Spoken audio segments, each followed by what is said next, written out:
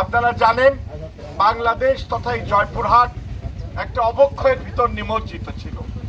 দীর্ঘ 16 বছরের জাঁতাকলে পিষ্ট হয়ে বাংলাদেশের অন্যান্য জায়গার মতো জয়পুরহাটও ছিল অবহেলিত, বঞ্চিত, এবং জয়পুরহাটের মানুষরা ছিল নিষ্পেষিত।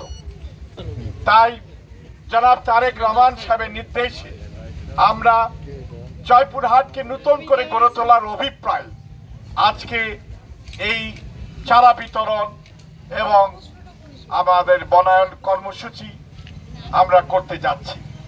মানুষ এই বৃক্ষরোপণে এগিয়ে আসবে, এই চারা বিতরণে এগিয়ে আসবে, যাতে কিনা আমরা যে জলবায়ুর প্রভাব, এই প্রভাব থেকে এই বৃক্ষরোপণের মাধ্যমে বাংলাদেশ তথা এই এলাকাকে রক্ষা করতে পারি। পরিশেষে আমি আপনাদেরকে আহ্বান জানাবো, আসেন আমরা সবাই মিলে একটি নতুন জয়পুরহাট গড়ে তুলি। যে জয়পুরহাট হবে উন্নয়নের জয়পুরহাট, যে জয়পুরহাট হবে উন্নতির জয়পুরহাট। সেই উন্নয়ন এবং উন্নতির জয়পুরহাটকে গড়ে তোলার লক্ষ্যে আমরা সবাই মিলে ঐক্যবদ্ধ হই, এই আহ্বান আমি আপনাদেরকে করব। আল্লাহ যদি আমাদেরকে কামিয়াব করেন, আমরা নতুন জয়পুরহাট গড়ে তুলব, যেভাবে আমার মরহুম পিতা এই জয়পুরহাটকে গড়ে তুলেছেন, আব্দুল আলিম সাহেব গড়ে তুলেছেন।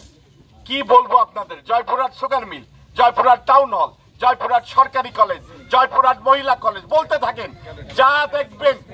যা দেখবেন আল্লাহর অশেষ রহমতে অলমোস্ট সবকিছুই আব্দুল আলিম সাহেবের হাতে গড়া হয়েছে।